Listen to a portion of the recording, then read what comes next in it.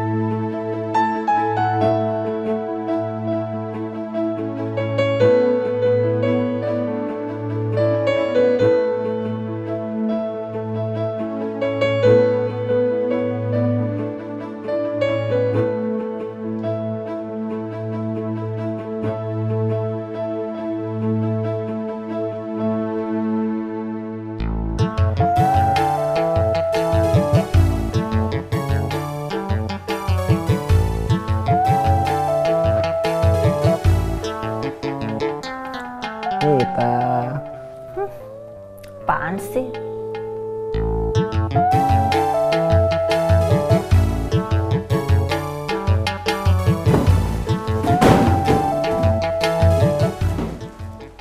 Kalau jalan tuh pakai mata. Maaf Pak, maaf Pak.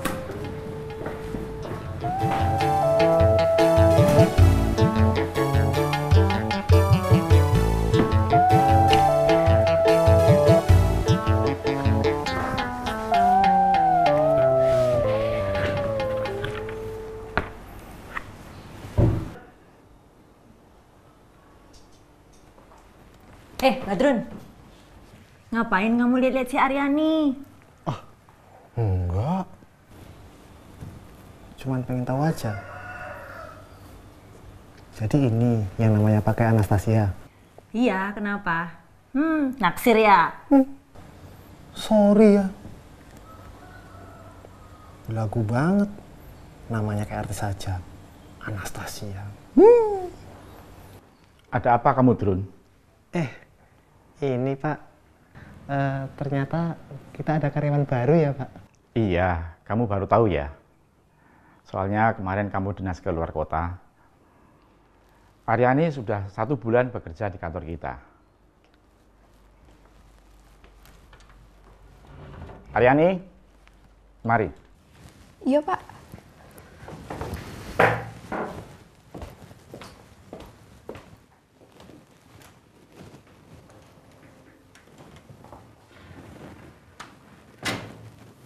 Begini Aryani, kita memenangkan tender mega proyek pembangunan perumahan. Tetapi kita harus menggelembungkan anggarannya untuk orang dinas itu. Tolong ya, kamu buatkan anggarannya. Harus saya yang buatkan Pak? Iya, karena kamu yang bertanggung jawab keuangannya. Kamu nggak sanggup ya?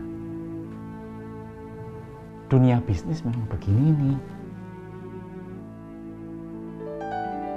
Kalau kamu nggak sanggup, lebih baik kamu selesai aja di sini.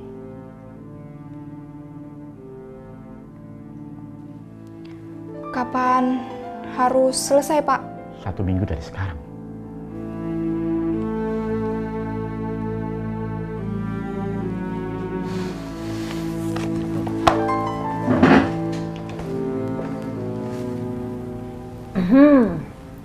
Yang baru aja sama Pak Direktur. Maksudnya Kak Nita apa sih?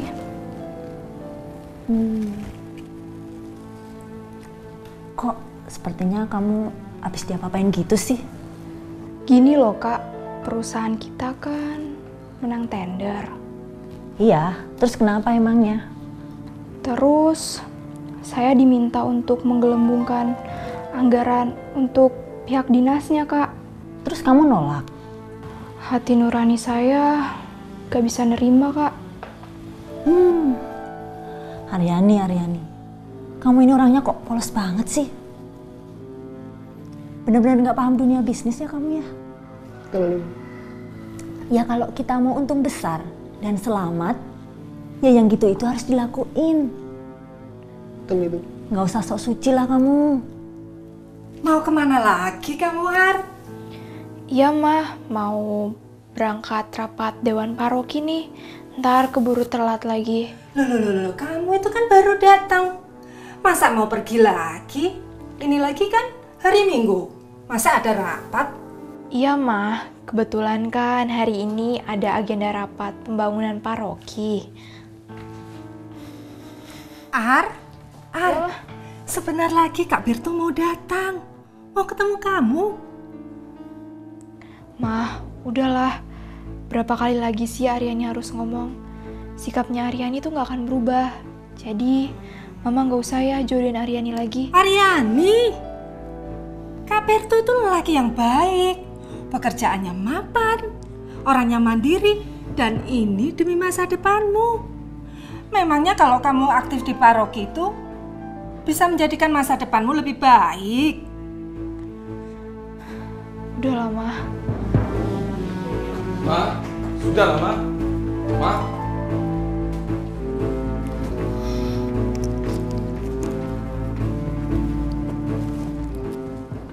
Aryani, jangan lama-lama. Iya, Mah.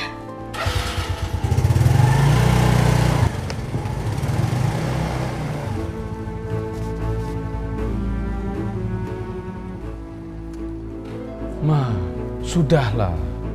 Harusnya kita tuh bersyukur punya anak semata wayang yang masih peduli dengan gereja. Papa selalu bela-belain. Gimana Pak Dion? Kita terima nggak tawaran yang kemarin? Menarik sih Pak. Tapi utusannya itu loh Pak. Dia kan minta komisi dari kita. Ini kan bisa bahaya Pak. Nah kalau gitu kita harus kasih tahu anggota dewan yang lain biar kita nggak salah. Betul, harus kita bicarakan dalam rapat itu Pak. Semoga ini nanti banyak yang datang sehingga kita bisa langsung bicarakan di sini. Iya, iya. Selamat siang, Bapak-Bapak. Aryani, selamat siang juga. Baru berdua aja nih, Pak. Iya nih, baru berdua kita yang datang. Kayaknya omong-omongannya tadi serius amat nih, Pak. Oh itu? Enggak. Tadi kita cuma ngomongin itu, lembaga yang mau ngasih bantuan ke pembangunan panti paroki kita. Oh itu, bagus kan Pak? Memang sih, tapi utusannya itu loh Mbak. Dia kan mau minta komisi dari kita. Ini kan bisa bahaya. Kecuali kita bisa membuatkan kwitansi ganda untuk dia. Wah, nggak bisa gitu dong Pak. Tapi kalau kita nggak mau repot nyari duit, ngapain kita nggak ikutin cara-cara mereka? Kan beres Mbak. Itu mah modus Pak. Iya sih, cuman kalau sekedar buat uang transport sama uang operasional mereka kan nggak masalah Mbak. Ya kan Pak Dion? Maaf ya Pak, saya tetap tidak bisa menerima. Dan saya juga nggak mau membuatkan kwitansi rangkap atas nama Dewan Paroki. Saya tidak mau. Tidak apa-apa Tante, biar saya nunggu adik Aryaninya. Wah, jadi nggak enak nih sama anak Berto. Jadi kelamaan ya nunggunya. Aduh Tante, nggak apa-apa. Adik Aryaninya kan lagi ikut rapat Dewan Paroki. Itu kan bagus Tante, biar saya tunggu saja kok. Sebetulnya waktu Nak Berto tadi datang, Aryaninya baru aja berangkat ke paroki. Atau sebentar ya, Tante teleponkan dulu. Aduh Tante, nggak usah merepotkan. Gini aja, lain hari saya kesini lagi. Biar sekarang saya pulang dulu. Nah, kalau begitu saya permisi dulu ya Tante ya. Mari Tante. Nak Berto. Mama, ngapain juga sih repot-repot kayak gitu? Papa kayak nggak tahu aja. Ini kan demi masa depan anak kita satu-satunya. Agar kelak hidupnya bahagia kayak aku ini. Mama bahagia memilih Papa atas dorongan cinta Mama sendiri kan? Bukan dijodohkan kan? Papa, masa bodoh?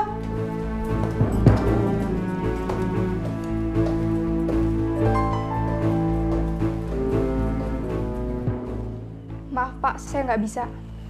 Apa? Kamu nggak bisa? Ini bisnis. Kamu jangan sok suci.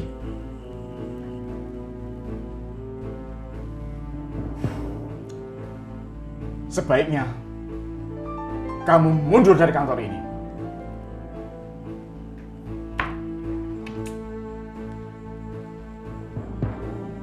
Semua gara-gara kamu. Perusahaan rugi besar. Proyek-proyek ke depan akan hancur gara-gara kamu, Aryani. Kamu tidak mengerti nilai proyek ini.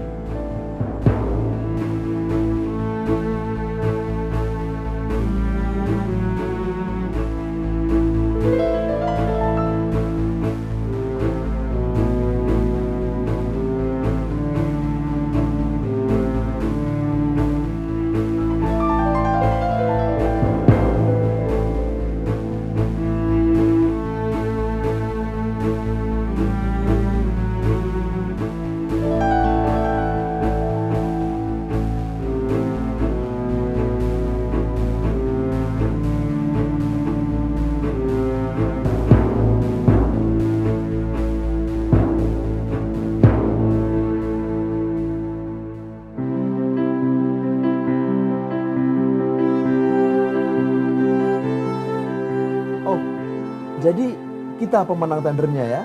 Oh, bagus sekali, bagus. Selamat ya. Kalau begitu segera siapkan langkah-langkah kerja bersama kawan-kawanmu dan segera atur saja. Oke, selamat. Silakan.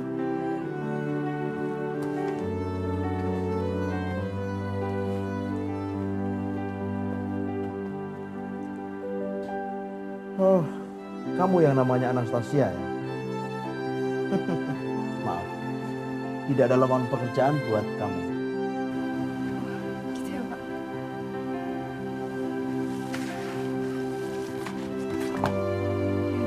Terima kasih ya, Pak.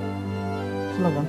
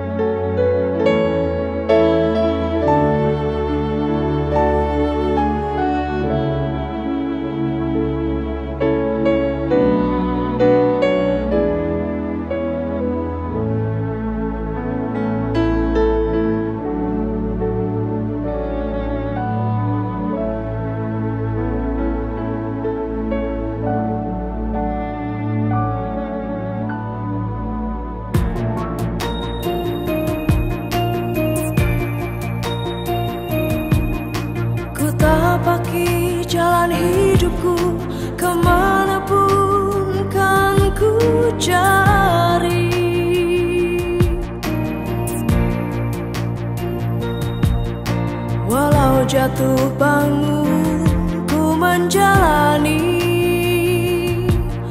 Badai taufan takkan menghalangi jalanku. Tuhan, aku mau meniti jalani kehendak-Mu. Tuhan, bimbing aku dengan Roh Kudus-Mu yang selalu setia.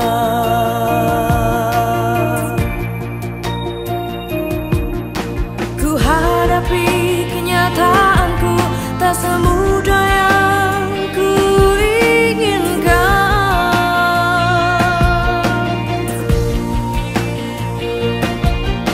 namun ku percaya penyertaan-Mu. Walau pencobaan mendatangi hidupku, Tuhan, aku rindu bimbingan kasih-Mu bagi jiwaku.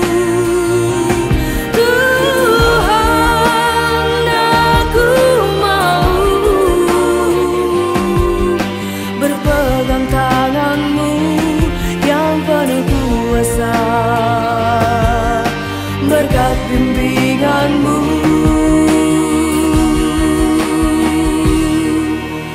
dalam Roh Kudus-Mu.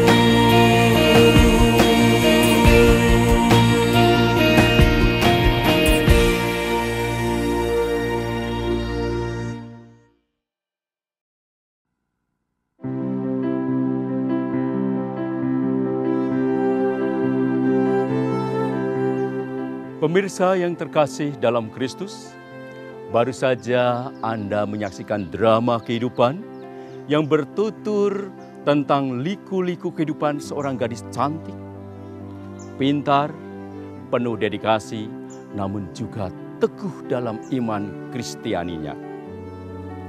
Adakah peristiwa dalam drama video tadi berkaitan dengan sakramen Krisma?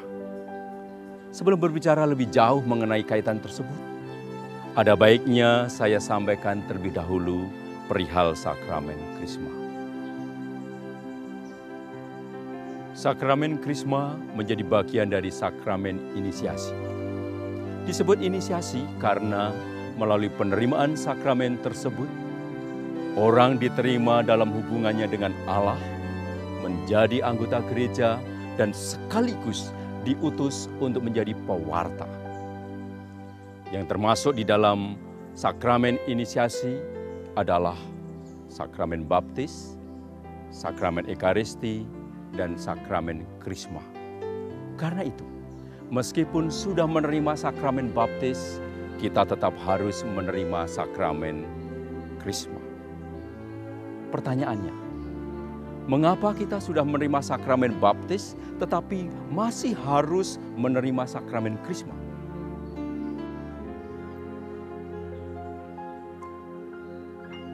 Setiap anggota gereja yang sudah dibaptis dengan sendirinya mengemban tugas mewartakan kerajaan Allah. Sebagaimana yang pernah dilakukan oleh Yesus Kristus sendiri.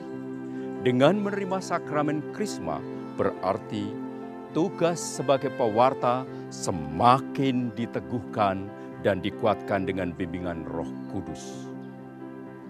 Dalam Perjanjian Baru, penugasan menjadi pewarta dikaitkan erat dengan turunnya Roh Kudus pada hari Pentakosta. Setelah peristiwa Pentakosta, ada kebiasaan untuk melengkapi pembaptisan dengan penumpangan tangan, agar Roh Kudus turun atas mereka. Dalam Kisah Para Rasul bab 8 ayat 14 sampai dengan 17 dikatakan bahwa Petrus dan Yohanes menumpangkan tangan atas orang-orang yang dibaptis oleh Filipus di Samaria agar mereka menerima Roh Kudus. Karena itu, sakramen krisma disebut juga sakramen penguatan atau pengurapan. Pengurapan ini berarti yang terurapi. Secara sempurna yang terurapi itu dapat kita lihat dalam diri Yesus Kristus yang diurapi Allah dalam Roh Kudus-Nya. Kita bisa baca di dalam Kisah Para Rasul bab 10 ayat 38. Jadi, Krisma bagi kita berarti pengurapan yang menjadikan kita seperti Kristus. Dengan menerima sakramen penguatan ini, berarti Roh Kudus yang sama seperti yang diterima oleh Kristus dianugerahkan kepada kita. Dengan demikian, sakramen penguatan memberikan kita karunia kekuatan, yaitu karunia yang berasal dari Roh Kudus-Nya sendiri. Kata penguatan atau peneguhan berakar dari bahasa Latin confirmatio. Sakramen penguatan akan memberikan kepada kita curahan Roh Kudus dalam kelimpahan seperti yang pernah dijanjikan oleh Kristus kepada para murid-Nya dan dialami para rasul pada hari Pentakosta. Curahan Roh Kudus dapat menjadikan kita seperti para rasul, yaitu memiliki kasih yang berkobar kepada Kristus dan keinginan memberikan diri untuk ikut ambil bagian dalam karya keselamatannya. Seperti halnya sakramen pembaptisan, sakramen penguatan mengukir suatu tanda rohani yang tak terhapuskan. Sakramen Krisma adalah tanda bahwa Kristus telah memeteraikan kita sebagai saksinya. Oleh karena itu, sakramen Krisma hanya dapat diterima satu kali seumur hidup oleh orang Katolik. Makna sakramen Krisma seperti dikatakan dalam dokumen Lumen Gentium artikel 11. Berkat sakramen penguatan, mereka terikat pada gereja secara lebih sempurna dan diperkaya dengan daya kekuatan Roh Kudus yang istimewa. Dengan demikian, mereka semakin diwajibkan untuk menyebarluaskan dan membela iman sebagai saksi Kristus yang sejati dengan perkataan maupun perbuatan. Sedangkan yang menyangkut tata cara penerimaan sakramen Krisma, pada masa lalu sakramen Krisma diterimakan bersama-sama dengan sakramen-sakramen inisiasi yang lain, yaitu baptis dan ekaristi.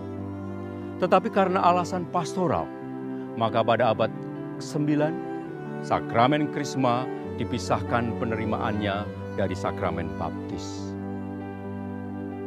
Pelayan sakramen Krisma yang sebenarnya adalah uskup, untuk menandaskan bahwa sakramen ini memperkuat hubungan dengan gereja.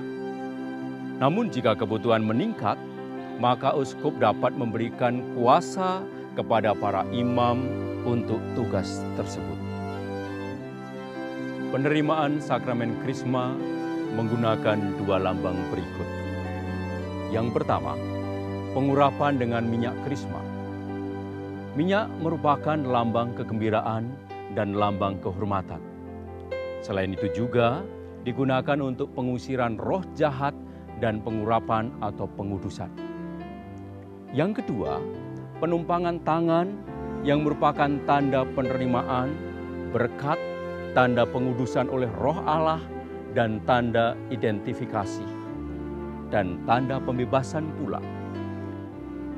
Santo Paulus dalam suratnya yang kedua kepada jemaat di Korintus, bab 1 ayat 21 sampai dengan 22 menyatakan bahwa pengurapan yang diterima dari Tuhan merupakan meterai hati, pemberian Roh Kudus sebagai jaminan dari semua yang telah disediakan untuk kita, yakni penebusan yang menjadikan kita milik Allah untuk memuji kemuliaan-Nya.